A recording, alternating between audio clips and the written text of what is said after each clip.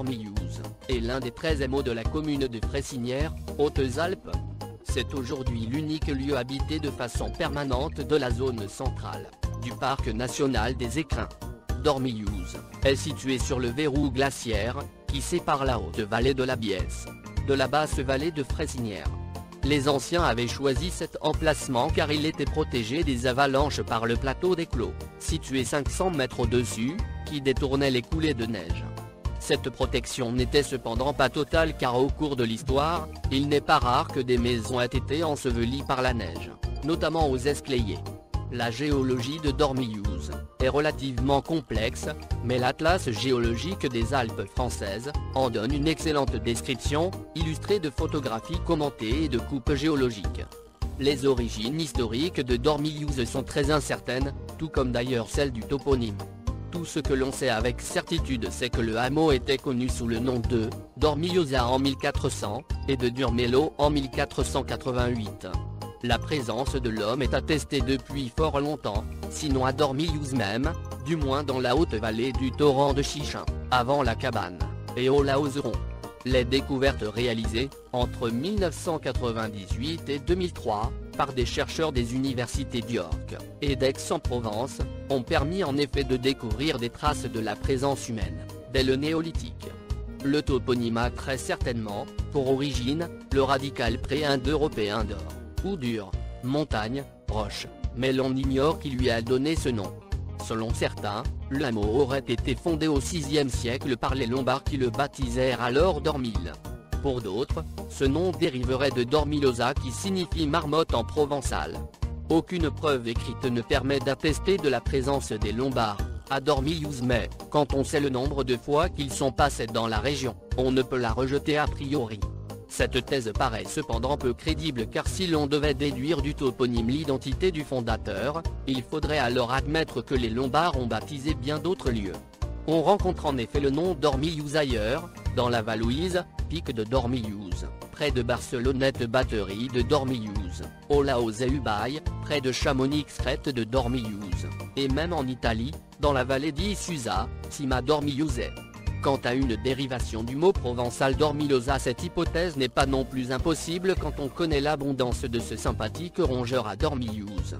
Mais, dans ce cas, il n'est pas interdit de penser que, marmotte ne se disant pas Dormilloza mais muret en patois en brunais, la personne ayant donné ce nom au lieu-dit, soit un berger provençal, les bergers de Provence étant nombreux, depuis fort longtemps à faire transhumer leurs troupeaux, sur les pâturages d'altitude de la vallée.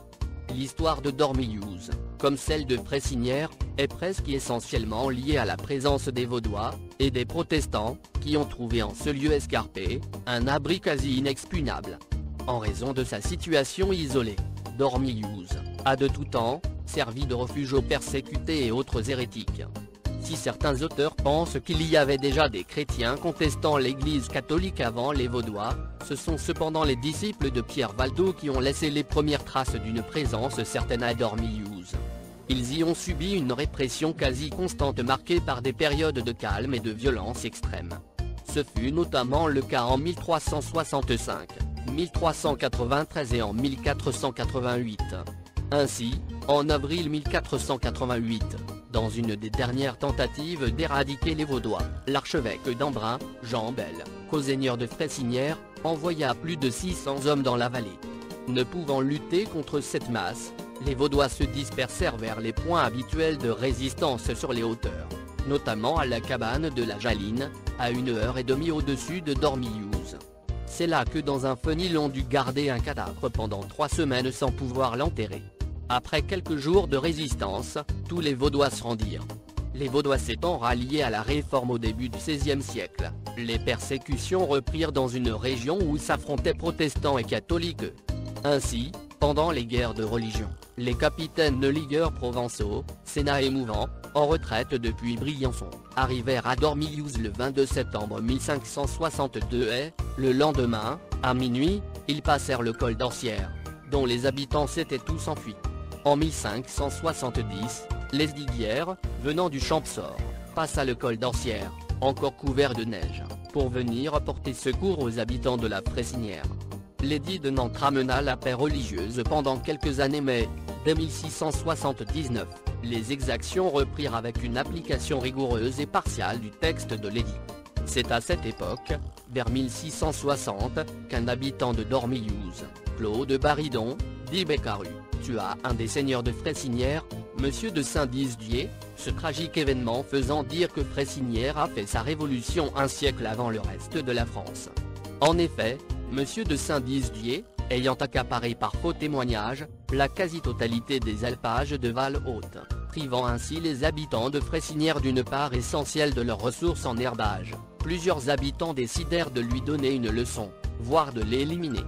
S'étant postés, sur le chemin de Val-Haute, derrière un gros mélèze et une grosse pierre, près du ravin de l'Eissarène, ils attendirent de voir arriver la bande du seigneur pour leur tirer dessus. Des coups de feu éclatèrent, un homme de la suite du seigneur fut tué, le seigneur lui-même tombant de son cheval, la jambe cassée. Les agresseurs se précipitèrent alors sur lui remplirent la bouche de terre en la tassant avec le canon de leur fusil et en lui disant « Tu en veux de la terre, en voilà ». Beccaru descendit par Champcella pour dépister les recherches, alla se montrer à Saint-Crépin puis revint à Dormillouse où il se tint caché. Malgré cela il fut arrêté par la maréchaussée et, alors qu'il le descendait dans la vallée, il se précipita dans les rochers au niveau de la cascade. Amené à Grenoble, il y fut jugé et condamné à mort. En 1685, le culte réformé ayant été interdit après la révocation de l'édit de Nantes, le temple de Dormillouse fut détruit et le culte protestant interdit. Plusieurs habitants quittèrent alors l'hameau, et émigrèrent en Suisse ou en Allemagne. Une jeune fille du hameau, partie même seule avec des cévenols, qui faisait étape à Dormillouse sur le chemin de l'exil, à Berlin. On ne peut quitter cette sombre période de l'histoire sans citer cette anecdote maintes fois rapportée. Cette dragon qui montait un soir dans l'obscurité, à Dormillouse, entendirent une voix prononcée, à plusieurs reprises en patois, « Lis sont sept, ils sont sept ». Se croyant découverts, ils rebroussèrent rapidement chemin et regagnèrent la vallée. Or, comme ce soir-là il n'y avait personne sur le chemin ou pour surveiller les approches du village, les habitants pensèrent que les dragons avaient tout simplement entendu une brebis enrhumée qui éternuait. Après la mort de Louis XIV, les persécutions violentes cessèrent progressivement, mais pas les mesures d'intimidation et les tentatives, forcées ou non, de conversion des protestants.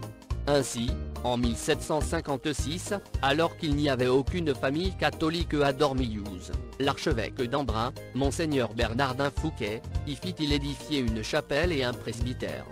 Inauguré le 5 août 1758 et dédié sous le vocable de Notre-Dame des Neiges, la chapelle utilisait la cloche de l'ancien temple protestant qui fut alors baptisé Sainte-Marie. Une plaque en fonte placée près de l'âtre de la cuisine, avec des fleurs de lys et les armoiries du pape, portait le millésime 1745.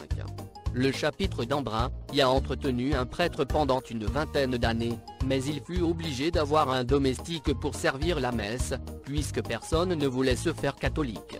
Après la Révolution, la chapelle fut attribuée au culte protestant en 1808, en application du décret du 24 Pluviose, de l'an 13 février 1805, qui établissait l'église consistoriale de la ville de Gap, et qui autorisait le préfet à attribuer aux protestants des chapelles dites du second rang.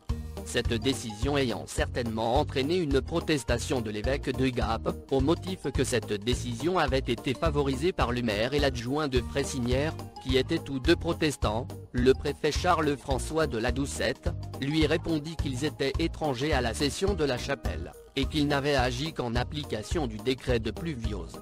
Toujours est-il que les habitants de Dormillouse s'en emparèrent, et l'utilisèrent alors comme temple, après avoir enlevé les statues et le maître-autel, et lavé la chair de ses peintures. Le presbytère servit de salle d'école et de réunion du soir. On utilisait d'ailleurs les chandeliers de l'autel pour s'éclairer. L'événement le plus marquant de ce début de 19e siècle est l'arrivée en 1823 du pasteur genevois Félix Neff, qui allait marquer profondément toute la vallée et Dormillouse, tout particulièrement. Il trouva les habitants dans le dénuement le plus total, sur le plan spirituel, moral et économique. Il employa alors toutes ses forces au redressement de la situation, dans tous les domaines. Il créa de toutes pièces une école puis une école normale dans sa maison, située à l'ouest du quartier de Romans, faisant appel à des instituteurs du Queyras. Les pratiques agricoles étant archaïques, il va montrer aux habitants comment planter les pommes d'obtenir des récoltes plus abondantes. Enfin, il restaura tous les canaux d'irrigation qui, bien qu'existant dans le passé, avaient été totalement abandonnés, faute d'entretien, et à cause de rivalités entre propriétaires de parcelles, parfois minuscules. Même les plus anciens du hameau ne se souvenaient plus de les avoir vus fonctionner. À partir du milieu du 19e siècle, époque à laquelle il a connu sa plus forte population, le hameau va lentement décliner faute de ressources en quantité suffisante pour nourrir tout le monde. Les départs s'échelonneront jusqu'après la Première Guerre mondiale, vers les villes, la Provence et l'Algérie.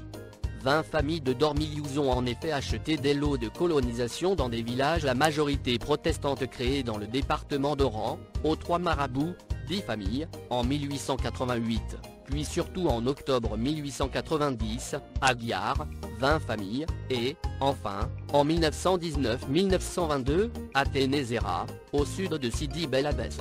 La Grande Guerre va finir de vider l'hameau qui, avec 10 tués, participera à la victoire en payant un prix très élevé. Les familles, désormais sans chef, étaient pratiquement condamnées à l'émigration. Des efforts pour maintenir une présence humaine pendant l'entre-deux-guerres, notamment la tentative de rendre carrossable l'accès au hameau et l'installation d'une dynamo dans le torrent de Chichin, au niveau du quartier des Enflous, n'eurent aucun succès et, faute de monde, l'école publique ferma ses portes en 1944. La Seconde Guerre mondiale est essentiellement marquée par l'irruption à Dormillouz d'une dizaine de militaires allemands, guidés par un Français, venus pour arrêter des réfractaires au service du travail obligatoire, STO, en Allemagne. Prévenus par téléphone depuis les Ribes, les réfractaires eurent le temps de se réfugier dans une grotte située près de la cabane de Marja. Ayant été informés de ces appels téléphoniques, les Allemands maltraitèrent certaines personnes, brisèrent la porte du temple et volèrent des objets chez les habitants. Plusieurs habitants, notamment les auteurs des appels téléphoniques, furent emprisonnés à Briançon, ou à la prison des Baumettes, à Marseille. La vie de Dormillouz a été marquée par l'arrivée, au début des années 60, d'une communauté de jeunes protestants, qui louèrent des terres agricoles, afin de mener une vie proche de la nature fondée sur une interprétation très personnelle, de la parabole du jeune homme riche. Peu adapté à la vie en montagne, et négligeant toute convention, une partie d'entre eux ayant migré vers d'autres cieux, ils furent progressivement supplantés par des hippies, à partir des années 70, qui s'attirèrent souvent l'hostilité de la population. Les derniers barbus quittèrent Dormillouz vers la fin des années 70, le dernier d'entre eux, Paul Pesanchon, ayant tenu pendant quelques années le gîte, chez Paul, aux Enflous. Depuis, le nombre d'habitants permanents n'a cessé de diminuer, et ils ne sont plus que 2 en 1973. Aujourd'hui, en arrivant à Dormillouz, on ne distingue plus dans le paysage que le temple, avec l'ancienne école, et, de part et d'autre, deux groupes de construction les Enflous au sud, et Romans au nord. Au XIXe siècle, époque à laquelle la densité de la population était la plus forte, 300 habitants et 80 maisons, Dormillouz était cependant constitué de plusieurs quartiers bien distincts. S'étageaient ainsi, du sud au nord, les Enflous, la Miquelane, Trabarnéou, le Esclayé et enfin Romans, le dernier quartier sur la route traditionnelle du col d'Ancière. Ces quartiers étaient reliés entre eux par des chemins empierrés, qui ont tous quasiment disparu. Aujourd'hui, la plupart des maisons sont à l'abandon ou en ruine, même si plusieurs ont été restaurées par des descendants des anciens habitants du hameau, et que le parc national ait favorisé le développement du hameau, par l'aménagement d'un réseau d'évacuation des eaux. Si l'on suit Florimond Baridon, il y aurait eu également un château à Dormillouz. Il écrit en effet que les quartiers de la Lirette, et de Prégautier, appartenaient à Jean Oronce, le bout de Saint-Disdier, le seigneur de Fressinière, qui fut tué sur le chemin de Val-Haut en 1660. Il précise qu'on pouvait encore voir en 1934, un pré large d'environ 3 à 10 mètres, qui contourne le tertre de la bâtie, et qui servait de promenade, aux gens du château, pendant l'été. Des fragments de céramique du XIVe siècle ont bien été découverts récemment en ce lieu, et de nombreux vestiges de construction, enclos, habitats, sont encore visibles sur une terrasse en contrebas, à Prégautier. Mes sources, Wikipédia.